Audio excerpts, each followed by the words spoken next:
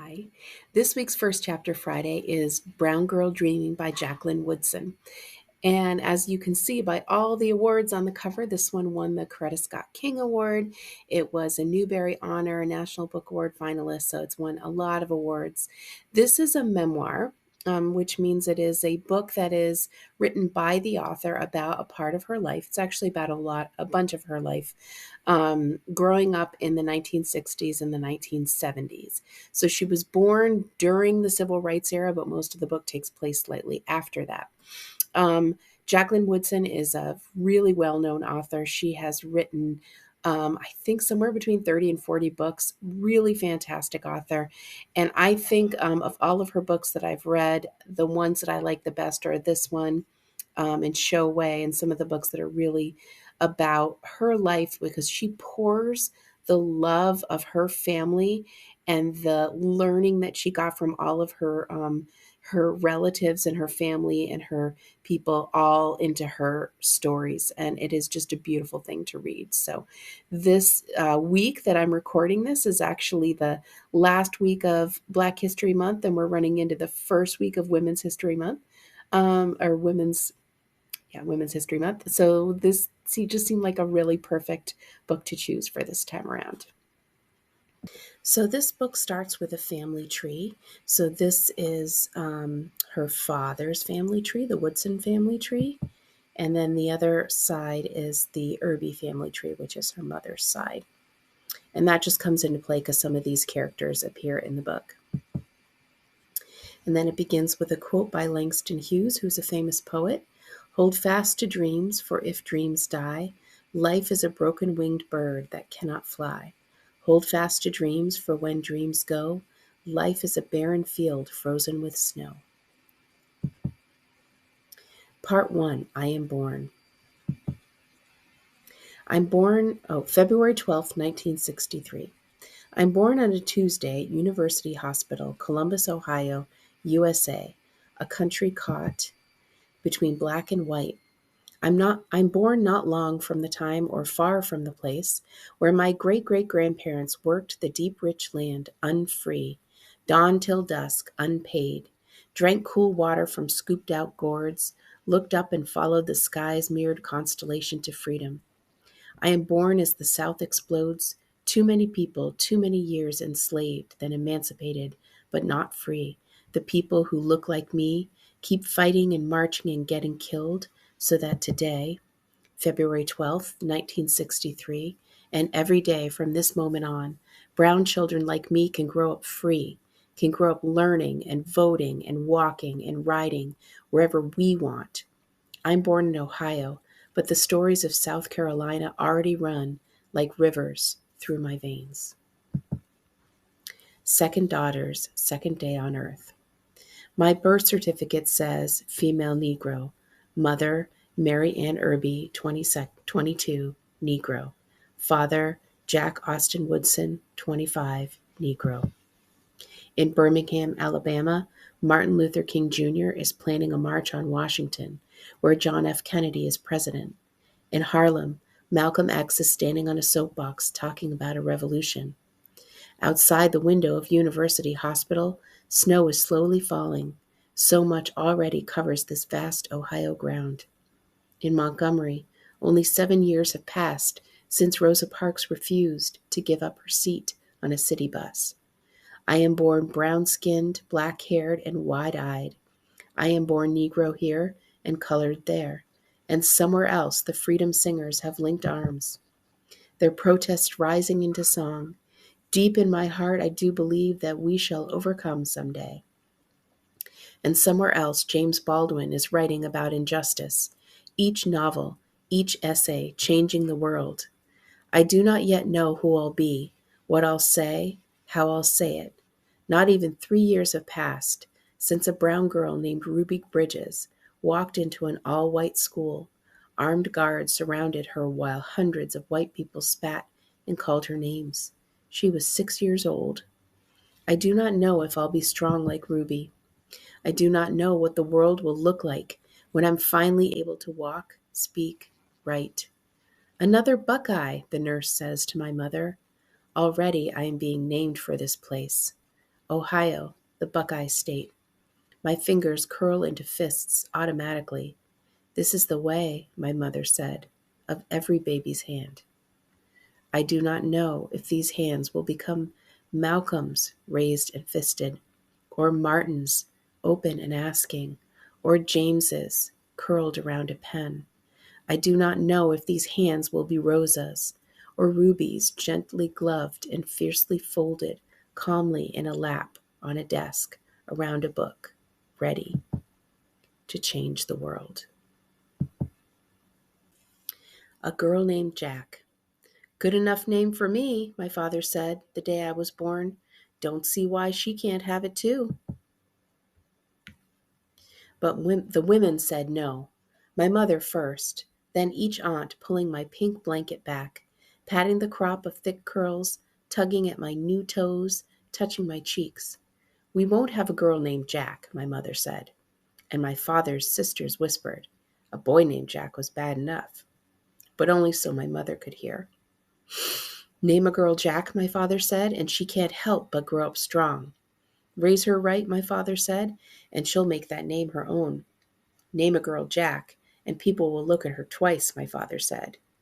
For no good reason but to ask if her parents were crazy, my mother said. And back and forth it went until I was Jackie, and my father left the hospital mad.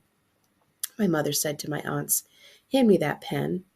Wrote Jacqueline where it asked for a name.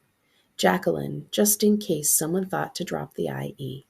Jacqueline, just in case I grew up and wanted something a little bit longer and further away from Jack. The Woodsons of Ohio.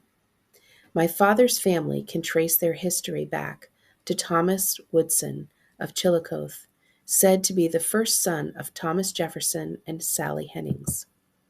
Some say this isn't so, but the Woodsons of Ohio know what the Woodsons coming before them left behind, in Bibles, in stories, in history coming down through time. So, ask any Woodson why you can't go down the Woodson line without finding doctors and lawyers and teachers, athletes and scholars and people in government. They'll say, we had a head start. They'll say, Thomas Woodson expected the best of us. They'll lean back, lace their fingers across their chests, smile a smile that's older than time, say, well, it all started back before Thomas Jefferson Woodson of Chillicothe, and they'll begin to tell our long, long story. The Ghosts of the Nelsonville House. The Woodsons are one of the few black families in this town. Their house is big and white and sits on a hill. Look up to see them through the high windows inside a kitchen filled with the light of a watery Nelsonville sun.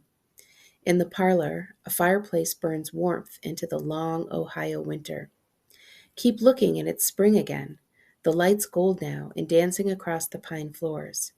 Once, there were so many children here, running through this house, up and down the stairs, hiding under beds and in trunks, sneaking into the kitchen for tiny pieces of icebox cake, cold fried chicken, thick slices of their mother's honey ham. Once my father was a baby here. And then he was a boy. But that was a long time ago. In the photos, my grandfather is taller than everybody, and my grandmother just an inch smaller. On the walls, their children run through fields, play in pools, dance in teen-filled rooms, all of them, grown up and gone now. But wait, look closely. There's Aunt Alicia, the baby girl, curls spiraling over her shoulders, her hands cupped around a bouquet of flowers. Only 4 years old in that picture and already a reader. Beside Alicia, another picture, my father Jack, the oldest boy, 8 years old, and mad about something, or is it someone we cannot see?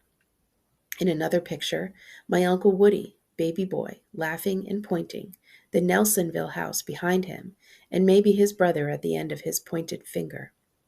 My Aunt Anne in her nurse's uniform, my Aunt Ada in her university sweater, Buckeye to the bone, the children of hope and grace. Look closely. There I am, in the furrow of Jack's brow, in the slyness of Alicia's smile. In the bend of Grace's hand, there I am, beginning. It'll be scary sometimes. My great-great-grandfather on my father's side was born free in Ohio, 1832. Built his home and farmed his land, then dug for coal when the farming wasn't enough. Fought hard in the war. His name in stone now on the Civil War Memorial. William J. Woodson, United States Colored Troops, Union Company B, 5th Regiment. A long time dead, but living still among the other soldiers on that monument in Washington, D.C. His son was sent to Nelsonville, lived with an aunt. William Woodson, the only brown boy in an all-white school. You'll face this in your life someday, my mother will tell us over and over again. A moment when you walk into a room and no one there is like you. It'll be scary sometimes, but think of William Woodson and you'll be all right. Football dreams. No one was faster than my father on the football field. No one could keep him from crossing the line, then touching down again. Coaches were watching the way he moved, his easy stride, his long arms reaching up, snatching the ball from its soft pocket of air. My father dreamed football dreams and woke to a scholarship at Ohio State University. Grown now, living the big city life in Columbus, just 60 miles from Nelsonville, and from there, Interstate 70 could get you on your way west to Chicago. Interstate 77 could take you south, but my father said no colored Buckeye in his right mind would ever want to go there. From Columbus, my father said, you could go just about anywhere. Other people's memory. You were born in the morning, Grandma Georgiana said. I remember the sound of the birds. Mean old blue jays squawking. They like to fight, you know. Don't mess with blue jays. I hear they can kill a cat if they get mad enough. And then the phone was ringing. Through all that static and squawking, I heard your mama telling me you'd come.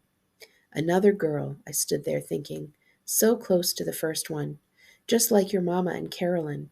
Not even a year between them and so close you could hardly tell where one ended and the other started.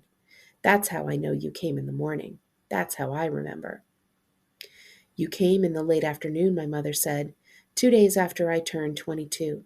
Your father was at work, took a rush hour bus trying to get to you, but by the time he arrived, you were already here. He missed the moment, my mother said. But what else is new? You're the one that was born near night, my father says. When I saw you, I said, she's the unlucky one, come out looking just like her daddy. He laughs. Right off the bat, I told your mama, we're going to call this one after me. My time of birth wasn't listed on the certificate, then got lost again amid other people's bad memory. No returns. When my mother comes home from the hospital with me, my older brother takes one look inside the pink blanket, says, take her back, we already have one of those. Already 3 years old and still doesn't understand how something so tiny and new can't be returned. How to listen, number 1. Somewhere in my brain, each laugh, tear, and lullaby becomes memory. So I hope you check out this memoir. It's a novel in verse format. It's a really great way to read a book about somebody's life. And we have a lot of books like that in the library, so come on down and check them out.